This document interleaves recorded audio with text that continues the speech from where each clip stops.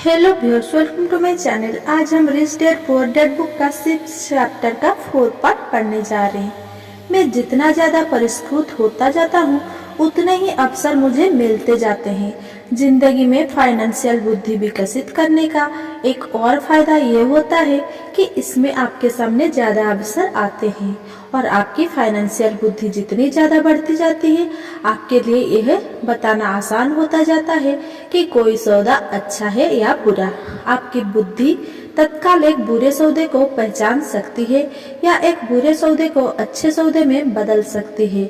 मैं जितना ज़्यादा सीखता हूँ और सीखने के लिए अभी बहुत कुछ बाकी है, मैं उतना ही ज़्यादा पैसा सिर्फ इसीलिए कमाता हूँ क्योंकि समय के साथ साथ मेरा अनुभव और बुद्धि बढ़ती जाती है।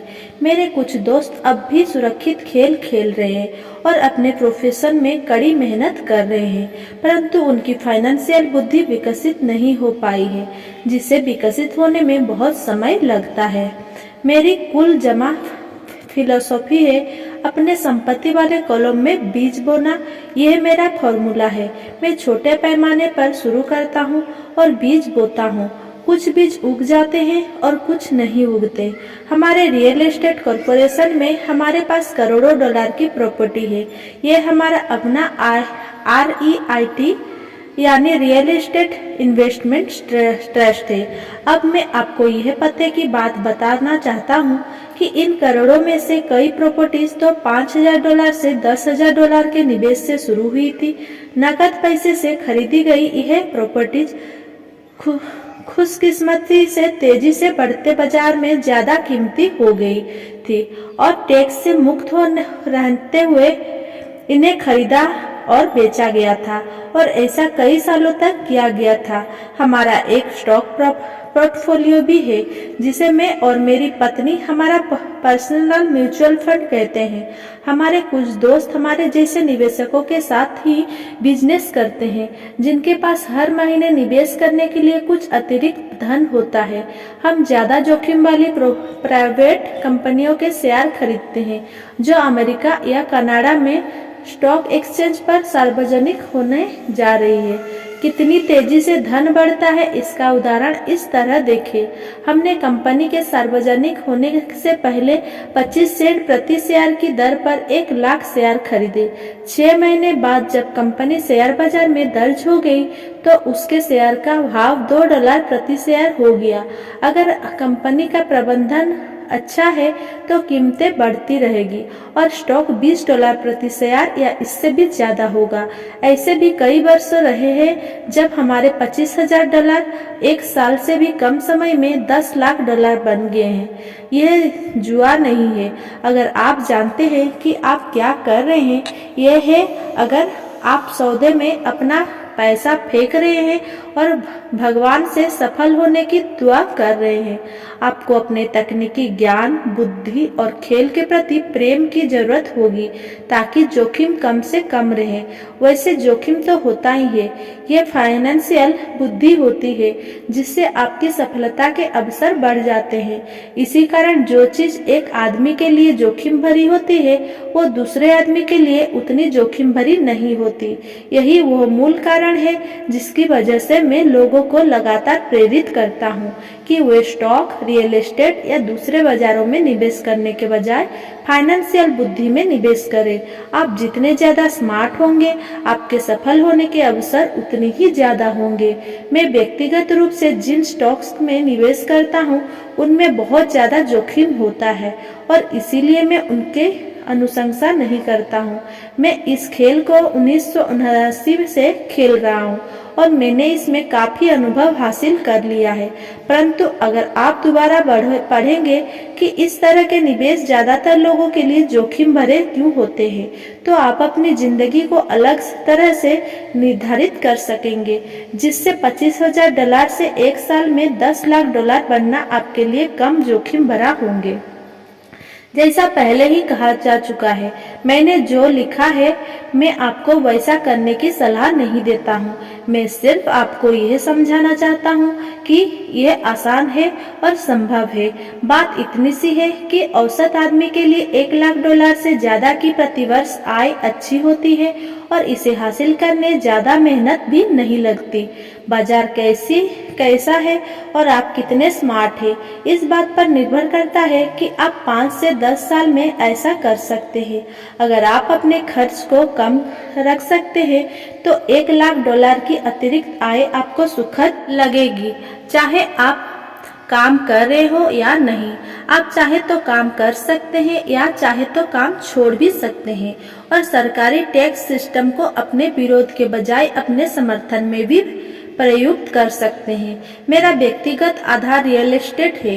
मैं रियल एस्टेट से प्रेम करता हूँ क्योंकि ये स्थायी और धीमी गति से चलने वाली होती है।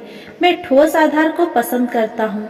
कैश फ्लो भी आमतौर पर स्थायी हो जाता है और अगर इसे अच्छी तरह मैनेज किया जाए तो इसकी कीमत बढ़ने की भी अच्छी संभावना होती है। रियल एस्टेट की ठोस आधारशील होने के कारण मैं जोखिम भरे टैक्स खरीदने का खतरा मोल ले सकता हूँ। अगर मुझे स्टॉक मार्केट में खासा मुनाफा होता है तो मैं मुनाफे पर कैपिटल गेन्स टैक्स देता हूँ और बची हुई रकम को रियल एस्टेट में लगा देता हूँ ताकि मेरी संपत्ति की नींव और ज्यादा मजबूत हो जाए। रियल एस्टेट पर एक और बात, मैं दुनिया भर में घुमा हूँ और मैंने हर जगह निवेश करना सिखाया है। हर शहर में मुझे यह सुनने में आया है कि रियल एस्टेट को सस्ते में नहीं खरीदा जा सकता। ये मेरा अनुभव नहीं है। न्यूयॉर्क या टोक्यो में या शहर से थोड़ा सा दूर ऐसा शानदार मौके हैं जिन्हें ज्यादातर लोग नजरअंदाज कर देते हैं। सिंगापुर में जहां अभी रियल एस्टेट की कीमत बहुत ज्यादा चल रही है, ऐसा बहुत सी प्रॉपर्टीज है जो चंद मिनटों की ड्राइविंग की दूरी पर है। इसीलिए जब भी मैं किसी को यह कहते सुनता हूँ आप यहाँ ऐसा नहीं कर सकते तो मैं उन्हें यह याद दिलाता हूँ कि शायद आपको यह कहना चाहिए, मैं नहीं जानता कि यहाँ ऐसे कैसे किया जा सकता है। अभी तक महान अवसरों को आपकी आंखें नहीं देख सकती, उन्हें आपके दिमाग से देखा जा सकता है। ज्यादातर लोग सिर्फ इसीलिए अमीर नहीं बन पाते क्योंकि उन्हें यह जानने के लिए फाइनेंशियल प्रशिक्षण ही नहीं मिला होता कि वे अपने सामने पड़े हुए अवसरों को देख सके और उन्हें पहचान सके। मुझसे अवसर पूछा जाता है, मैं शुरुआत कैसे करूं? पिछले अध्याय में मैंने आर्थिक स्वतंत्रता की राह पर चलने वाले 10 कदमों का उल्लेख किया है, परंतु ये हमेशा याद रखें कि आपको मजा आना चाहिए। ये केवल एक खेल है। कई बार आप जीत जाते हैं और कई बार आपको अनुभव मिलता है, परंतु हमेशा आनंद लें। ज्यादातर लोग कभी नहीं जीत पाते क्योंकि उन्हें हार का डर लगा रहता है। इसीलिए मुझे स्कूल मूर्खतापूर्ण लगता है। स्कूल में हम सीखते हैं कि गलतियां बुरी बात होती है और गलतियां करने के लिए हमें सजा भी दी जाती है, परंतु अगर हम इंसानों की सीखने की प्रक्रिया पर नजर डालें तो हम पाएंगे कि इंसान गलतियां करके अमीर लोग पैसे का आविष्कार करते हैं, सीखते हैं। हम गिर कर ही चलना सीख पाते हैं। अगर हम कभी नहीं गिरे तो हम कभी चल भी नहीं पाएंगे। यही मोटरसाइकिल चलाने के बारे में भी नहीं है, सही है। मेरे घुटनों पर अब भी चोट के निशान हैं, परंतु आज मैं बिना सोचे मोटरसाइकिल चला सकता हूँ। यही अमीर बनने के बारे में भी सही है। दुर्भाग्य से ज्यादातर लोग के अमीर ना बन पाने का मुख्य कारण ये है कि वह हारने से डरते हैं। जीतने वाले हारने से नहीं डरते हैं, परंतु हारने वाले डरते हैं। सफलता की प्रक्रिया का एक भाग असफलता भी है। जो लोग असफलता से बचते हैं, सफलता उनसे बचती है। मैं पैसे कमाने को टेनिस के खेल की तरह मानता हूँ। मैं मेहनत से खेलता गलतियां करता हूँ, गलतियां सुधारता हूँ और ज्यादा गलतियां करता हूँ, सुधारता हूँ और इस तरह से मेरा खेल सुधरता जाता है। अगर मैं खेल में हार जाता हूँ तो मैं नेट के पास जाकर अपने विरोधी से हाथ मिलाता हूँ, मुस्कुराता हूँ और कहता हूँ अगले शनिवार को मिलेंगे। निवेशक 2 तरह के होते हैं। पहले और सबसे आम तरह के निवेशक वे लोग होते हैं जो एक पैकेज में निवेश करते हैं। वे रियल आउटलेट में फोन करते हैं, जैसे एक रियल एस्टेट कंपनी या स्टॉक ब्रोकर या फाइनेंशियल प्लानर को, और फिर वे कुछ खरीदते हैं। ये एक म्यूचुअल फंड, REIT, स्टॉक या बॉन्ड हो सकता है। ये निवेश का एक अच्छा, साफ सुथरा और आसान तरीका है। यह उसी तरह की खरीदारी हो गई जैसे कोई ग्राहक कंप्यूटर स्टोर में जाकर शेल्फ पर रखे कंप्यूटर को खरीद ले। दूसरी तरह के निवेशक वे होते हैं जो निवेशों को बनाते हैं। इस तरह के निवेशक आमतौर पर सौदे को अनसेबल करते हैं, जिस तरह कंप्यूटर इंजीनियर कंप्यूटर के पुंजों को अनसेबल करते हैं। मैं यह तो नहीं जानता कि कंप्यूटर के पुनः को किस तरह अनसेबल किया जाता है, परंतु मैं यह जानता हूँ कि आर्थिक अवसरों के पुंजों को किस तरह अनसेबल किया जा सकता है, या ऐसे लोगों को जानता हूँ जो ऐसा कर सकते हैं। दूसरे किस्म का निवेशक ही प्रोफेशनल निवेशक होते हैं। कई बार तो पुत्र को इकट्ठा करने में सालों लग जाते हैं और कई बार वे कभी इकट्ठे नहीं हो पाते। मेरे अमीर डैडी ने मुझे दूसरे किस्म का निवेशक बनने के लिए प्रोत्साहित किया। यह सीखना महत्वपूर्ण है कि पूंजों को किस तरह अंशबल जाए, क्योंकि यहीं पर भारी जीत का मौका होता है, और अगर किस्मत आपके साथ ना हो तो यहीं पर भारी नुकसान का खतरा होता है।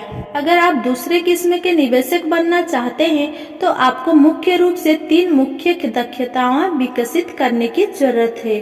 फाइनेंशियल बुद्धि के अलावा इन दक्षताओं की जरूरत होती है। 1. किस तरह ऐसे मौके को खोजे जो दूसरों को दिखाई नहीं देता हो। दूसरे लोग अपनी आंखों से उस मौके को नहीं देख पाएंगे, पर आप अपने दिमाग से उस मौके को देख सकते हैं। उदाहरण के लिए, मेरे एक दोस्त ने एक पुराना घर खरीदा जो दिखने में बुरा सा था। हर एक को हैरत थी कि उसने इसे क्यों खरीदा, परंतु दूसरे जो नहीं देख पाए थे और जो उनसे देख लिया था वो यह था कि उस घर के साथ 4 खाली जमीन के टुकड़े भी थे। उसने यह कंपनी जाकर पता कर लिया था। घर खरीदने के बाद उसने उसे तोड़ दिया और उस पांचों प्लॉट को बिल्डर को बेच दिया। इस सारे सौदे में उसे अपने मूल निवेश से 3 गुना रकम मिली। उसने 2 महीने के काम में $75,000 कमा लिया। वो बहुत ज्यादा रकम तो नहीं है, परंतु यह न्यूनतम वेतन से तो ज्यादा ही है, और यह तकनीकी रूप से कठिन भी नहीं है। 2. पैसा किस तरह जुटाया जाए। औसत आदमी बैंक जाता है, परंतु इस दूसरे किस्म के निवेशक को यह पता होना चाहिए कि पूंजी किस तरह जुटाई जाए और बिना बैंक जाए कितने तरीकों से पैसा जुटाया जा सकता है। मैंने यह सीखा कि बिना बैंक की मदद के लिए घर कैसे खरीदे जा सकते हैं। घर खरीदना महत्वपूर्ण नहीं है, परंतु पैसा इकट्ठा करना बहुमूल्य कला है। अक्सर मैं लोगों को यह कहते सुनता हूँ, बैंक मुझे कर्ज नहीं दे रही है, या मेरे पास इसे खरीदने के लिए पैसे नहीं है। अगर आप दूसरे किस्म के निवेशक बनना चाहते हैं तो आपको ये सीखने की जरूरत है, क्योंकि इसी कारण ज्यादातर लोग को योजनाएं ठप हो जाती हैं। दूसरे शब्दों में, ज्यादातर लोग सिर्फ इसीलिए सौदे नहीं कर पाते क्योंकि उनके पास पैसा नहीं होता। अगर आप इस बाधा को पार कर सकते हैं तो आप ऐसे लोगों से मिलो आगे होंगे जिन्होंने इन दक्षताओं को नहीं सीखा। ऐसे कई मौके आए हैं जब मैंने घर या स्टॉक या अपार्टमेंट बिल्डिंग को खरीदा है, जबकि मेरी बैंक में एक भी पाई नहीं थी। मैंने एक अपार्टमेंट हाउस को 12 लाख में खरीदा। मैंने इसके लिए एक अनुबंध किया जो खरीदार और बेचने वाले के बीच में लिखित अनुबंध था। फिर मैंने $1 लाख का डिपॉजिट इकट्ठा किया, जिससे मुझे बाकी पैसे को जुटाने के लिए 90 दिन की मोहलत मिल गई। मैंने ऐसा क्यों किया? क्योंकि मैं जानता था कि इसकी असली कीमत $20 लाख थी। मैंने इस पैसे को कभी नहीं जुटाया। इसके बजाय जिस आदमी ने मुझे $1 लाख दिए थे, उसने मुझे $50,000 दिए ताकि वो मेरी जगह पर आगे जाए, और इस तरह वो मेरी जगह पर आ गया और मैं उस निवेश से बाहर निकल गया। और इस काम में मेरे कुल जमा 3 दिन लगे। एक बार फिर मैं यह कहना चाहता हूँ कि आप क्या खरीदते हैं ये महत्वपूर्ण नहीं है, महत्वपूर्ण ये है कि आप कितना जानते हैं। निवेश करना खरीदना नहीं है, यह एक ज्ञान है। 3. किस तरह स्मार्ट लोग को संगठित किया जाए। ऐसे लोग समझदार होते हैं जो या तो अपने से ज्यादा समझदार लोगों के साथ काम करते हैं या उन्हें काम पर रखते हैं। जब भी आपको सलाह की जरूरत हो तो यह सुनिश्चित कर ले कि आपका सलाहकार समझदार हो। सीखने के लिए बहुत कुछ है, परंतु इसके पुरस्कार भी बहुत कीमती हो सकते हैं। अगर आप इन दक्षताओं को नहीं सीखना चाहते हैं तो आपको पहली किस्म का निवेशक बनने की सलाह दी जाती है। आप जो जानते हैं वही आपकी सबसे बड़ी पूंजी है। आप जो नहीं जानते वही आपका सबसे बड़ा जोखिम है। जोखिम तो हमेशा रहता है, इसीलिए इससे बचने के बजाय इसे मैनेज करना सीखें। Thanks for watching. Please like, comment, share and subscribe. Thank you.